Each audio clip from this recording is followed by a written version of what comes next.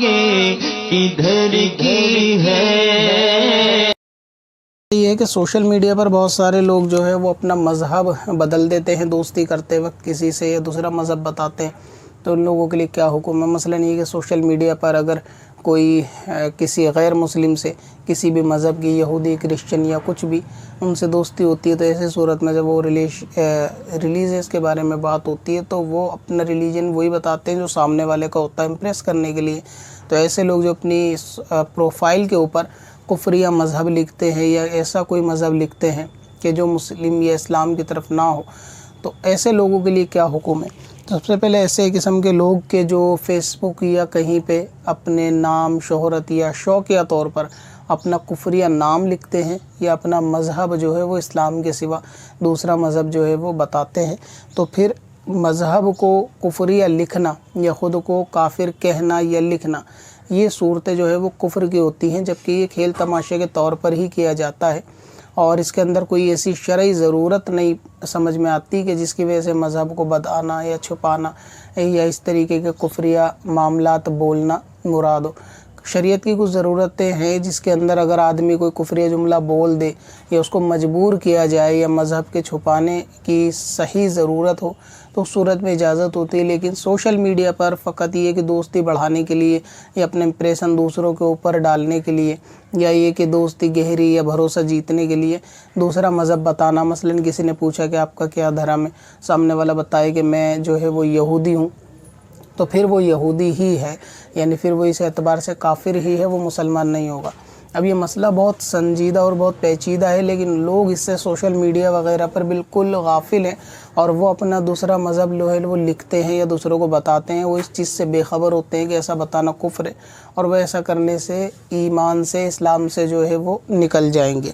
تو اس لیے اپنا مذہب بتانا فقط دوستی کے لیے، ایک تو یہ دوستی میں دھوکہ دینا یا دوستی کرنا، یہ خود کے اندر دھوکہ دے کر کرنا، یہ خود کے اندر ایک حرام ہے، اور اس کے بعد اس کے اندر مذہب کو بدلنا یا اپنا آپ کو کافر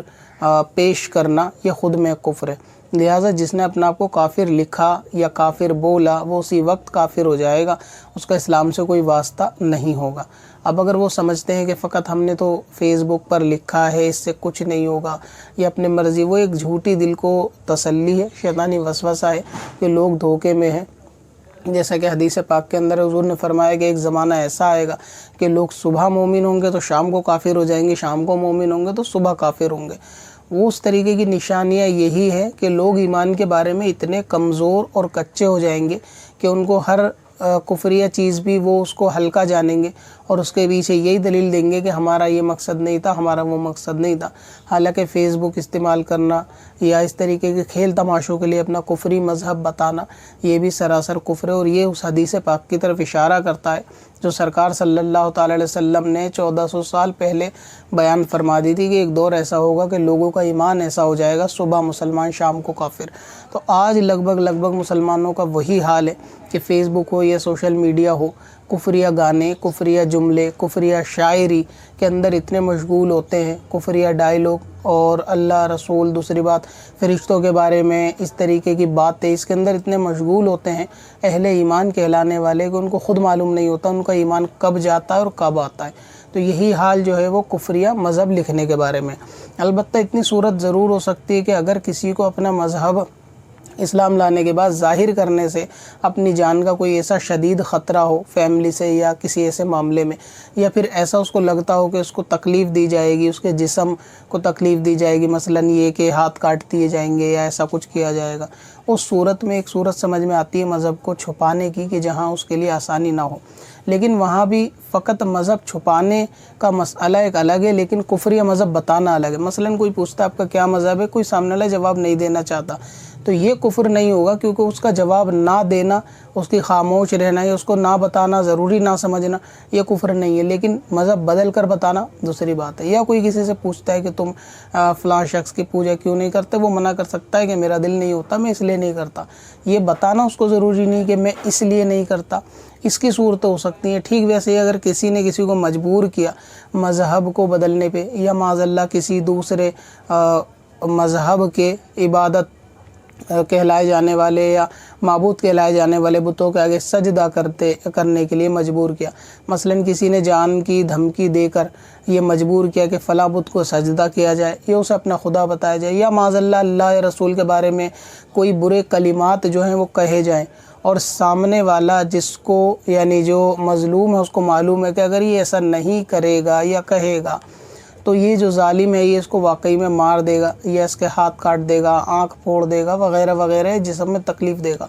तो उलमा ने उसके अंदर सूरत तो लिखी है कि अगर कोई ज़बान से ज़ाहिरी तौर पर कुफ्र को ज़ाहिर कर दे, यानी जैसा ज़ालिम कहता है जान बचाने के लिए अगर वैसा कह देगा तो उस पर गुनाह नहीं होगा, जबकि उसका दिल जो है वो ईमान पर जमा हुआ हो। इसी तरीके से अगर कोई कहता है कि फ़लाँ माबूद को खुदा के सिवा सजदा करो, या उसे अपना सजदा करके अपना उसे माबूद बताओ, तो जान के बचाने के लिए उलमा ने लिखा है कि वहाँ गुंजाइश होती है, जबकि सही ख़तरा हो नुकसान का तो वहाँ ये सिचुएशन होती है कि मज़हब को बदलना या ज़ाहिरी तौर से कुफ्र ज़ाहिर करना या छुपाना, या कोई ऐसा कलिमा जो कुफ्रिया हो, शिर्क या उसको बोलना, उसकी परमिशन जो है वो होती है उसमें भी। लेकिन बेहतर सूरत गैरत की उलमा ने लिखी है वही है कि वो शहीद हो जाए, लेकिन इस तरीके का मामला ना करे। ये बेहतर और आला दर्जे की बात है, वरना जायज़ इतना भी है कि वो ऐसा करके अपनी जान को बचा सकता है, क्योंकि नसब को बचाना और जान को बचाना